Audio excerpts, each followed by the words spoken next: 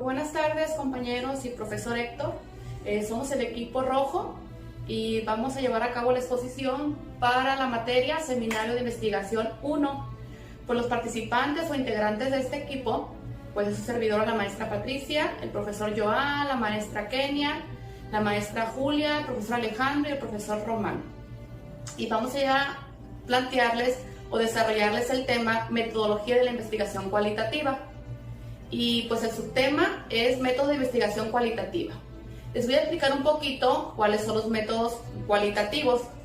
Pues este método nos arroja o nos trata de transmitir o proveer datos descriptivos de aquellos aspectos impalpables del comportamiento de las personas, ya sea de su vida, en cuanto a creencias y actitudes.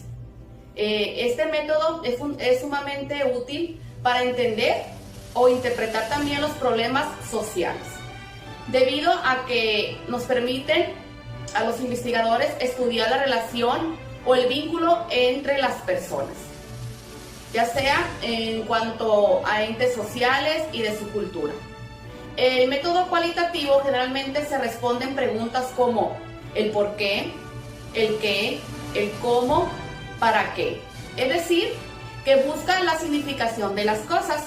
Además, es explicitivo y explorativo. Nos permite pues buscar, indagar todo lo que lleva para llevar a cabo una interpretación de todos los eventos sociales. Algunos métodos de investigación dentro de lo que es lo cualitativo pues surgirán bajo las ideas, los intereses o las necesidades que presente el mismo investigador.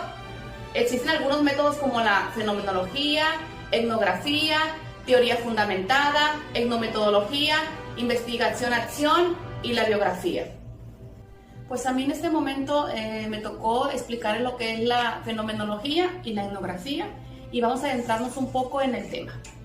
Pues la fenomenología es una rama filosófica que trata de comprender y darle importancia a cómo las personas vivimos en el mundo en cuanto a nuestros aspectos más físicos, como en términos de la interacción social y nuestras emociones. En esta rama de la filosofía se pretende investigar y describir los fenómenos u objetos tal y como los experimentamos las personas. O sea, ir a entender las cosas mismas. Es decir, pues tratar de entender el mundo sin tener prejuicios, en forma de conocimientos y teorías previos que pueden influir en su interpretación. Pues aquí para entender un poquito es de que nosotros no debemos de tener prejuicios al momento de interpretar o rescatar datos en el campo de acción donde estamos, ¿verdad? Al aplicar este tipo de métodos, el investigador trata de explicar la esencia de las experiencias de todos los actores investigados. Pueden hacer uso de técnicas dentro de la fenomenología o instrumentos para recoger datos como lo son la grabación de conversaciones, registros de anécdotas, tanto de experiencias personales. Pues para continuar, otro de los métodos es la etnografía. En este tipo de método, el investigador aprende sobre el modo de vida de una unidad social, sea esta una familia, una escuela, una clase o un grupo de profesores, por ponerles algunos ejemplos. Se hace uso de la descripción o interpretación analítica de la cultura, formas de vida y estructura social del grupo que se está investigando. Se requiere de una observación directa, pero es muy fundamental que el investigador permanezca en el campo de acción, cuidando, claro, de no intervenir ni modificar nada. Es importante estar ahí en ese campo de acción, pero un tiempo suficiente para obtener descubrimientos muy significativos y obtener un gran número de datos que puedan emplear para mejorar o para ampliar la investigación. Podemos utilizar dentro de este método técnicas o instrumentos como grabaciones de audio, videos, películas o fotografías. También podemos rescatar documentos u objetos que puedan ayudar en la investigación. Hacer uso de registros de las observaciones, entrevistas y cuestionarios. ¿Sí? Ahora voy a dar la palabra a mi siguiente compañero. Espero que les haya quedado muy clara mi explicación. Bueno, siguiendo con nuestra exposición, les voy a hablar de dos temas. Uno que es la teoría fundamentada y otro que es la etnometodología. Para empezar con la teoría fundamentada voy a hacer mención de dos autores. Uno, que es Gleiser, que menciona que esta teoría es una metodología de análisis que parte de la recolección sistemática de datos para generar una teoría inductiva sobre un área sustantiva. Y Strauss dice que esto no es una teoría, sino una metodología para descubrir teorías que dormitan en los datos. Todo esto nos lleva a pensar o a entender que la teoría fundamentada es una metodología general para desarrollar teorías que están fundamentadas en una recogida y análisis sistemática de datos. Y esta se desarrolla durante la investigación a través de una continua interpelación entre el análisis y la recogida de los datos. El enfoque del que parte esta teoría es el de descubrir teorías, conceptos, hipótesis y proposiciones partiendo directamente de los datos. Esto nos da a entender o nos dice que todo lo que digamos o mencionemos en nuestra investigación debe ser del resultado de los datos obtenidos de esta misma y no de ningún supuesto de alguna investigación ya realizada o de la teoría existente. Siguiendo con la otra diapositiva, ¿cómo tenemos los datos que se mencionan aquí? Y aquí menciona que las fuentes de datos son entrevistas, observaciones de campo, documentos como diarios, cartas, autobiografías, biografías, periódicos y otros materiales audiovisuales. En esta se hace la interpretación de lo que se observa, escucha o se lee. Y también recalca que la principal diferencia que existe entre este método y los demás métodos cualitativos es su énfasis en la generación de teorías. Y esta se utiliza para desarrollar o confirmar las explicaciones del cómo y el porqué de los fenómenos. Entonces tenemos que existen dos teorías para desarrollar la teoría fundamentada, según Gleiser y Strauss, que son la teoría sustantiva y las teorías formales. La teoría sustantiva es un área concreta o sustancial de investigación como escuelas, hospitales, etc. Y las teorías formales son áreas conceptuales de indagación, tales como estigmas organizacionales, formales, la socialización y la desviación. Estos dos autores mencionan dos estrategias para desarrollar la teoría fundamentada, que uno es el método de comparación constante y el otro es el muestreo teórico.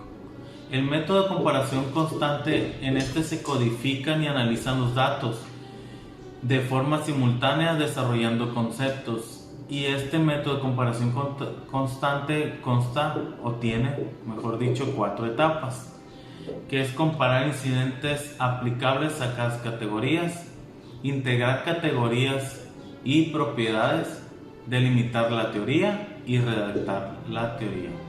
Estas son las 4 etapas del método de la comparación constante. Y el muestreo teórico: se seleccionan nuevos casos a estudiar según su potencial para ayudar a refinar o expandir los conceptos y teorías ya desarrolladas. Lo importante es la potencialidad de los casos para ayudar a desarrollar una mayor comprensión teórica sobre el área que se está estudiando. Y para hablar de la etnometodología, esta tiene sus orígenes durante los años 60 y 70 debido al interés sobre cómo investigar el mundo social. Con esta teoría se intenta estudiar los fenómenos sociales incorporados a nuestros discursos y nuestras acciones a través del análisis de las actividades humanas. Y esta se centra en el estudio de métodos o estrategias empleadas por las personas para construir, dar seguimiento y significado a sus prácticas sociales cotidianas. Y no solo se interesa en la comprobación de datos, sino en la explicación de estos mismos. En la etnometodología hay dos grandes tendencias. Uno, En primer lugar está el estudio de los objetos más tradicionales y se interesa en cómo los individuos adquieren las perspectivas culturales de sus sociedades y las presentan en el curso de la vida diaria. En este se da el estudio de los objetos más tradicionales como la educación, la justicia, la organización, realizando estudios etnográficos de instituciones y procesos sociales sobre cómo las personas hacen tal o cual acción y que solo pueden explicarse en el contexto en el cual tuvieron lugar. En segundo lugar, tenemos el análisis conversacional, centrado sobre la organización del diálogo, de la actividad cotidiana y cómo se presenta la ordenación y la coherencia de los intercambios conversacionales. Aquí en el análisis de la conversación es el estudio de las estructuras y las propiedades formales del lenguaje partiendo de tres hipótesis, que es 1. La interacción está organizada estructuralmente. 2. Las contribuciones de los participantes están orientadas contextualmente. Y 3. Estas dos propiedades se realizan en cada detalle de la interacción, de tal modo que ningún detalle puede ser excluido o desechado, ya sea de manera accidental o porque sea no perteneciente. Y para terminar con la etnometodología, debemos decir que desde la etnometodología del estudio de la educación se ha dado lugar a numerosas investigaciones, partiendo de la organización de las conversaciones en las clases, la naturaleza de los turnos de palabra o las estrategias conversacionales empleadas tanto como por profesores y alumnos pueden ayudar a iluminar sobre temas tan diversos y en este sentido podemos destacar en torno a la organización de las conversaciones en clases y sus efectos sobre el aprendizaje. Soy la profesora Kenia Vázquez y a continuación voy a hablar acerca del tema investigación-acción. Fue propuesta por primera vez en el año de 1946 por el psicólogo Kurt Lewin, quien identificó 4 fases en la investigación-acción: planificar, actuar, observar y reflexionar. Planificar. Se debe de realizar un plan de acción que ha de llevarse a cabo siempre bajo una estructura abierta y flexible, de tal manera que se puedan incorporar aspectos no considerados o no previstos durante la investigación. Actuar.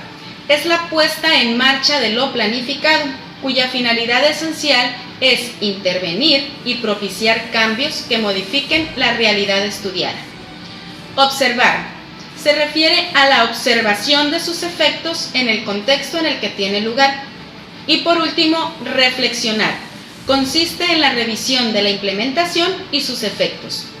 Para Lewin, la investigación-acción es una forma de búsqueda autorreflexiva, llevada a cabo por participantes en situaciones sociales para perfeccionar la lógica y la equidad.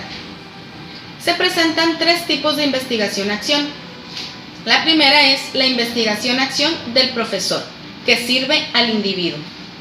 Tenemos también la investigación-acción cooperativa, que sirve al grupo. Y por último está la investigación-acción participativa, que sirve a la comunidad. Como características de la investigación-acción se tienen las siguientes. En primera, no se puede realizar de forma aislada, es necesaria la implementación grupal.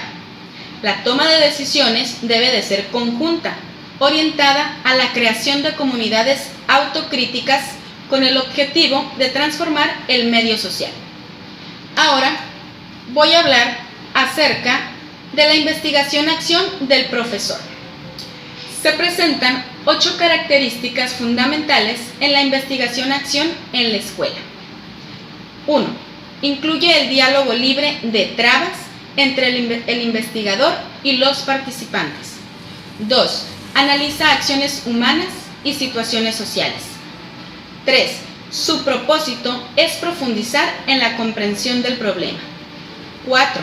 Adopta una postura teórica. 5. construye un guión con el hecho en cuestión. 6. Interpreta lo que ocurre desde el punto de vista de quienes actúan. 7. Considera la situación desde el punto de vista de los participantes. Y 8. Contempla los problemas desde el punto de vista de quienes están implicados. Hablaré de la investigación cooperativa. La investigación-acción tiene una orientación cooperativa cuando algunos miembros del personal de 2 o más instituciones deciden agruparse para resolver juntos problemas referidos a la práctica profesional. Ward y Tikhonov presentan 6 elementos claves para el proceso de investigación. Estos son: 1. El equipo debe de estar formado mínimo por un investigador, un profesor y un técnico en desarrollo. 2. Todas las decisiones son resultado de una cooperación mutua. 3.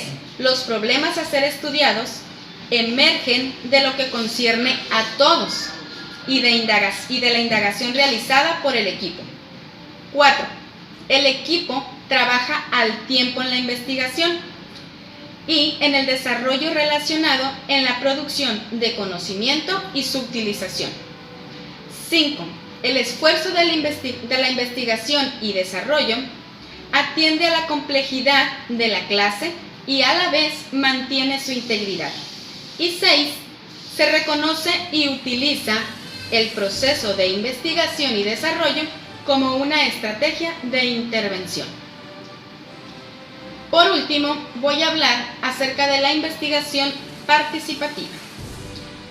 Esta se caracteriza por un conjunto de normas, principios y procedimientos metodológicos que permiten obtener conocimientos colectivos sobre una determinada realidad social. Hall y Kazan señalan las siguientes características. En primera, se origina en la propia comunidad o lugar de trabajo. Además, el objetivo de la transformación estructural y la mejora de la vida de los sujetos implicados es su principal objetivo. También implica a la gente en el lugar de trabajo. Se sitúa en el trabajo con un alto rango de grupos oprimidos o explotados, como indígenas, mujeres, trabajadores manuales, etc. Fortalece la toma de conciencia de la gente sobre sus propias habilidades. Y por último, el término investigador se designa tanto a las personas del lugar de trabajo como a la comunidad.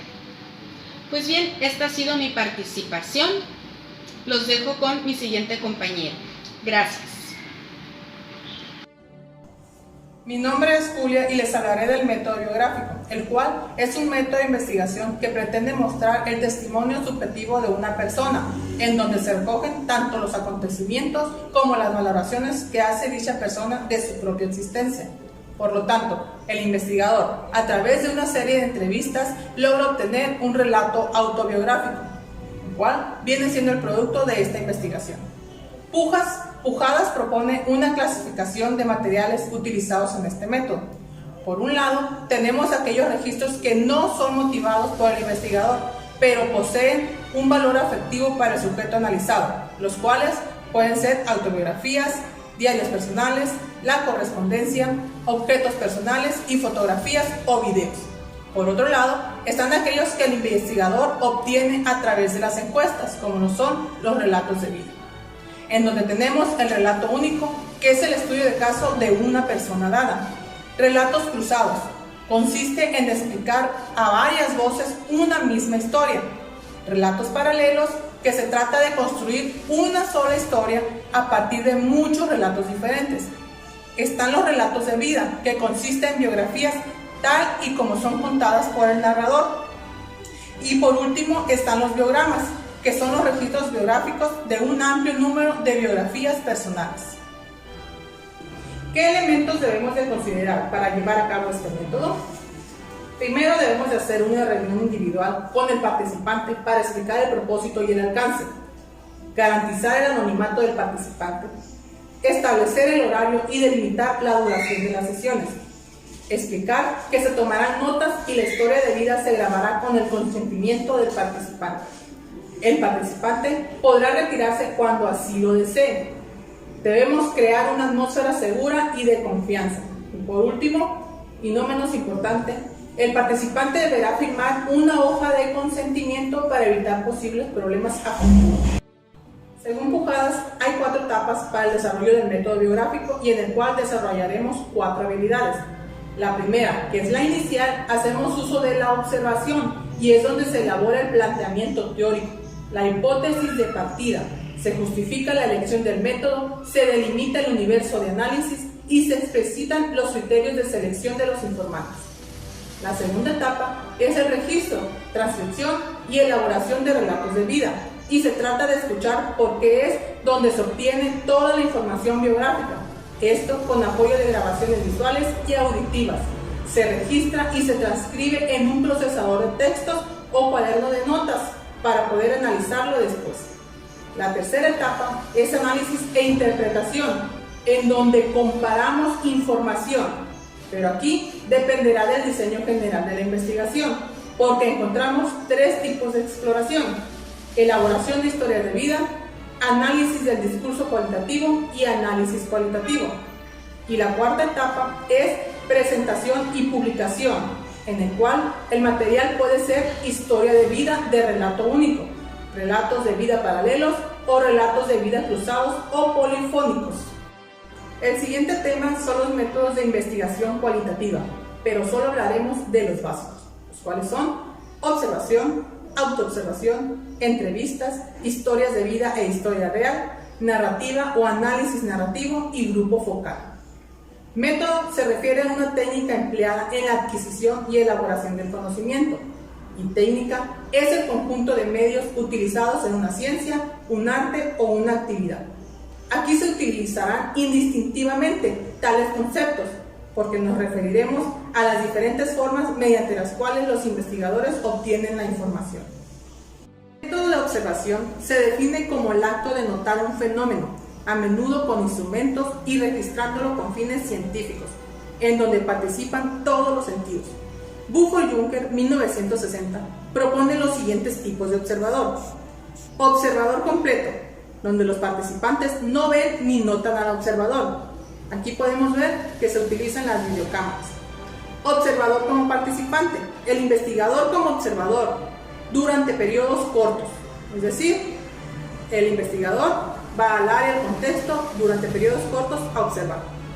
Participante como observador, el investigador se vincula más con la situación que se observa, puede adquirir responsabilidades, mas no participar en dicha actividad.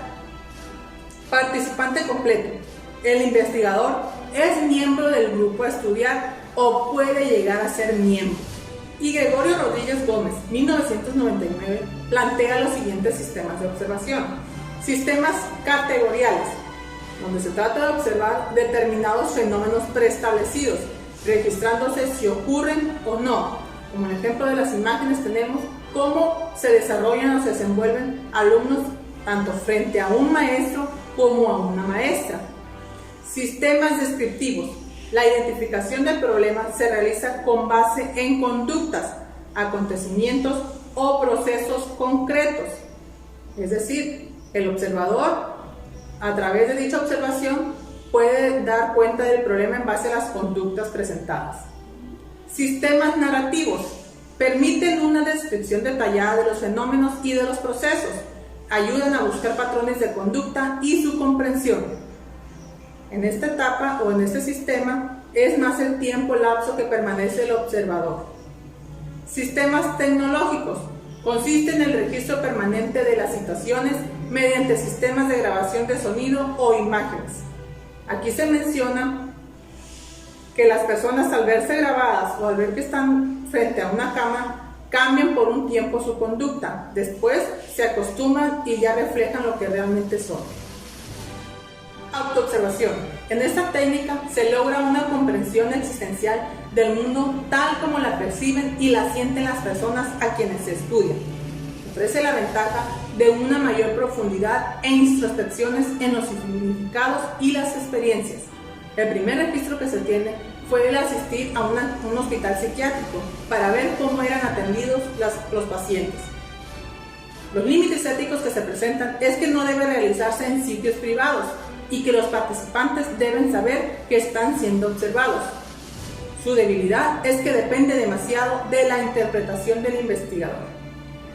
Continuando con los métodos o técnicas de investigación cualitativa, para obtener información les mencionaré acerca de la entrevista. ¿Qué es la entrevista? La entrevista es una herramienta fundamental para obtener información de los participantes. Se sustenta en las percepciones y la subjetividad, creencias, opiniones, significados y actitudes. La entrevista se basa en preguntar a la persona cómo es el tema. Se refiere a tener una charla. Escuchar, es decir, comprender y recibir la información. Y observar todas las reacciones a la persona en cuestión.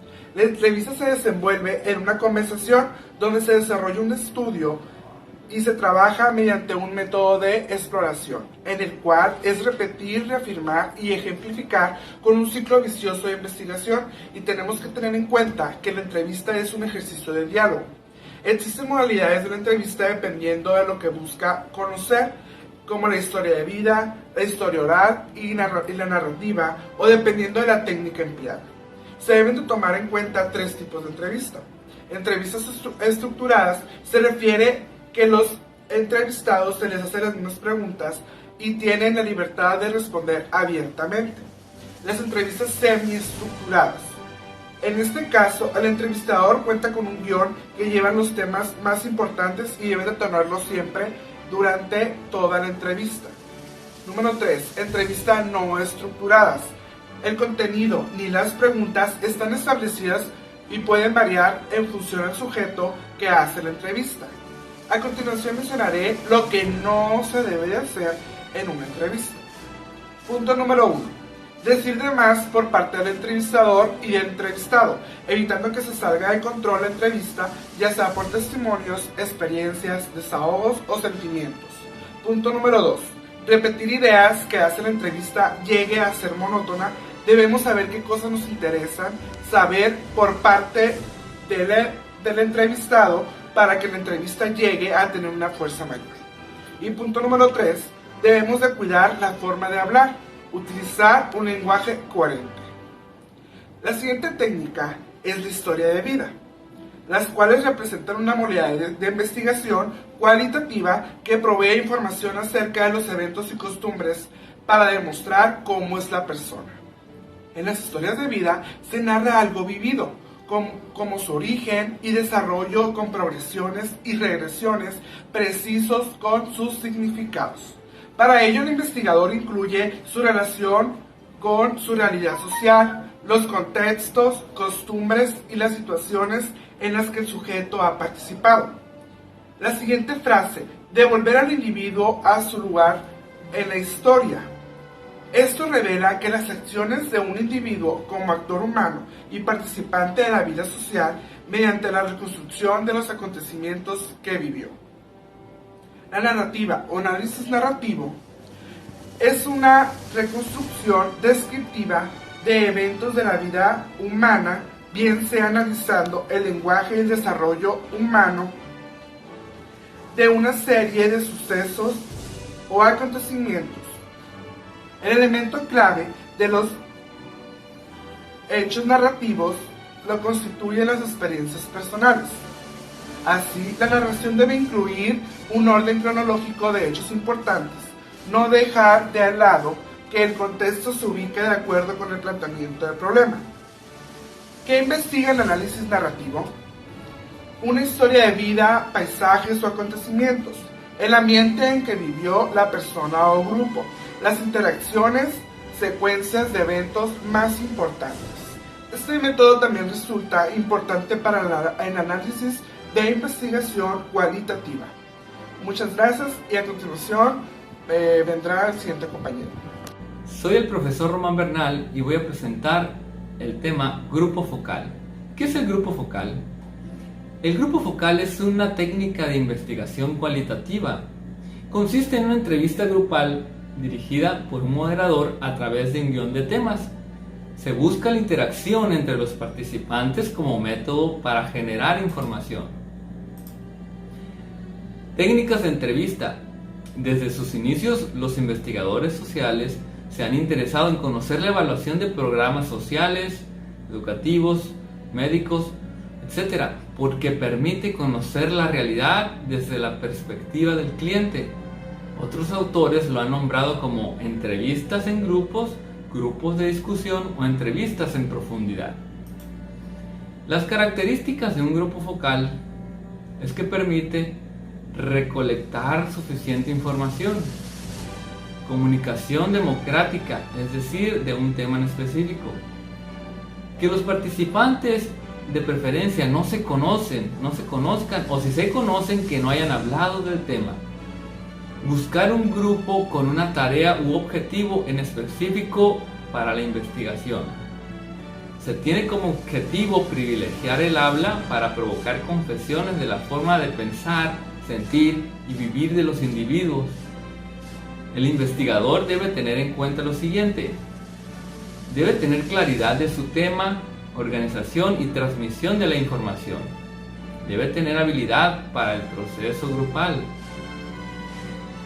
Asimismo, debe hacer un diseño de su investigación a través de interrogantes que serán respondidas en medida que el objetivo de la investigación vaya quedando claro. Factores básicos del grupo focal. Primero, el número de grupos a investigar. Se recomienda que sea como mínimo 2, con una mezcla equilibrada de homogeneidad y heterogeneidad. El número de integrantes. De igual forma, es recomendable entre 7 y 10 participantes, ya que un grupo más grande puede generar lentitud en la dinámica y el planteamiento de los temas. Selección de los participantes, que cuenten con las características de lo que se quiere investigar. Apoyo de otros investigadores que desean volver a colaborar. Buscar en las redes sociales o por teléfono a ciertas personas o participantes que indaguemos que cumplen con el perfil. Duración. Se recomienda que un grupo focal dure de entre 1 a 2 horas, nunca sobrepasando las 3 horas, ya que se volvería tedioso y lento la exposición de los temas. Guía. Facilitar la expresión y la autoexposición para la revelación de los participantes. Es necesario que el entrevistador o el investigador sepa guiar a los participantes. Me quedo con una cita del grupo focal. Es un dispositivo utilizable para la facilitación de la tarea de enseñanza-aprendizaje individual en situación de grupo, para inducir o facilitar motivación individual hacia el aprendizaje. Esto ha sido todo por parte del equipo rojo. Esperemos que haya sido de su agrado. Muchas gracias. Hasta pronto.